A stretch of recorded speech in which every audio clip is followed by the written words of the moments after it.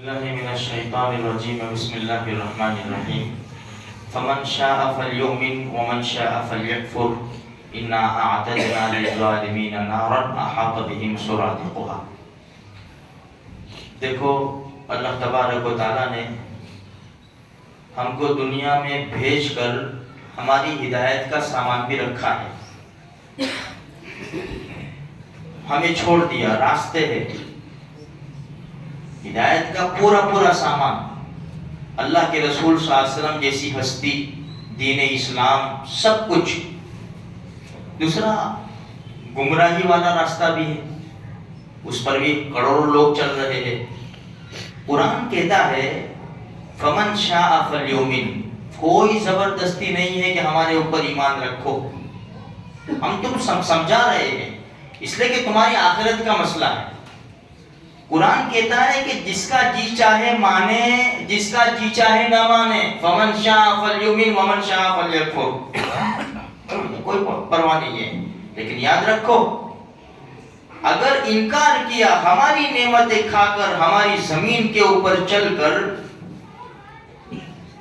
تم نے انکار کیا ہماری عبادت کا، ہماری الوہیت کا، انا اعتدنا للظالمین نارا، تو پھر ایسے ظالم لوگوں کے لیے ہم نے آگ کو تیار کر کے رکھا ہے۔ اس لیے میرے بھائیوں دیکھو اللہ کا بہت ہی بڑا کرم احسان ہے، اللہ پاک نے ایمان والے گھر میں ڈال دیا ہے۔ تھوڑی دیر کے لیے سوچو تو صحیح، کسی یہود و نصارہ مشرک کافر کے گھر میں ہوتے کیا ہم کیا کر لیتے؟ جب اللہ نے اتنی بڑی نعمت سے ہمیں نوازا ہے تو اس کی قدر کرنی چاہیے، شکر ادا کرنا چاہیے، اور اس میں ترقی کرنے والے اعمال ہمیں کرنے چاہیے۔ ورنہ ہمارے پاس اگر انسان مستی کرے گا کب تک؟ یہ آنکھ کھلی ہے تب تک، جب موت کا فرشتہ آ جائے گا پھر کیا؟ مرنے کے بعد سب سے پہلی جو گھاٹی آتی ہے نا، قبر کھودے کبھی سو کر تو دیکھو،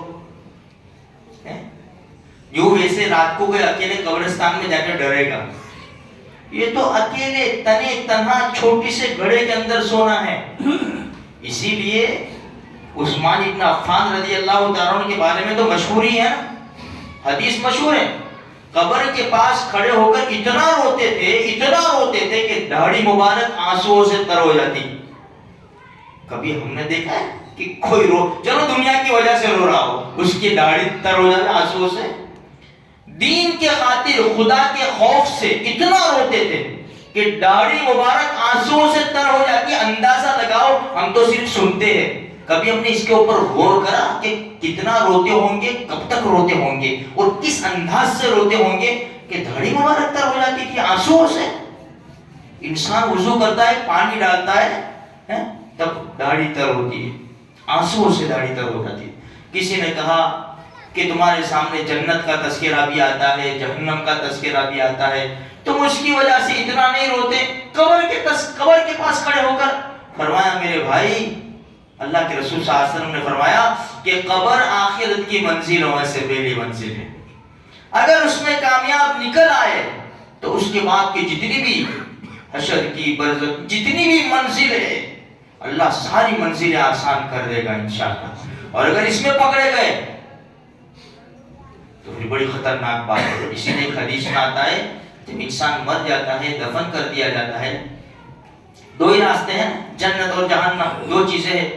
اگر وہ جنتی ہوتا ہے تو صبح شام اس کو ٹھکانہ بتایا جاتا ہے، دیکھیے تیرا ٹھکانہ ہے، اب تجھے وہاں جانا ہے، حشر کا میدان قائم ہوگا اور فیصلے ہوں گے، یہ تجھے وہاں جانا ہے، بتاؤ کتنی خوشی ہوگی۔ اللہ اسی خوشی ہمیں نصیب فرمائے، آمین۔ کتنی خوشی ہوگی، چلو ماشاءاللہ کام کر گیا۔ اللہ نہ کرے اللہ ہماری حفاظت فرماوے۔ جس کو جہنم میں جانا ہوتا ہے اس کا بھی ٹھکانہ صبح شام بتایا جاتا ہے، دیکھیں تیرا ٹھکانہ ہے، بہت اچھلا، بہت کودا، بہت مستی کی، آستی نے چڑھا کہ ہمارے سامنے سینہ تان کر آ گیا، دیکھ لے سانپ، بچھو، آگ اور شعلے، پتہ نہیں کیا کیا اللہ حفاظت فرماتے ہوئے وہ بھی دکھایا جاتا ہے۔ تو میرے بھائیو چھوٹی سی زندگی ہے، 4 دن کی زندگی میں نہیں اتنا اچھل کے چل یہ چل چلاؤ کی راہیں ذرا سنبھل کے چل. عمر دراز مانگ کے لائے تھے 4 دن، 2 آرزو میں کٹ گئے 2 انتظار میں. لائی حیات زندگی، لائی حیات آئے، قضا لے چلی چلے، نہ اپنی خوشی آئے نہ اپنی خوشی چلے. اللہ پاک مجھے بھی، آپ کو بھی اور سارے مسلمانوں کو دنیا میں بھی خوشیاں نصیب فرماوے، اور دنیا کے بعد جتنی بھی منزلیں اللہ کے دیدار تک اللہ پاک ساری خوشیاں ہمیں نصیب فرمائے. آمین.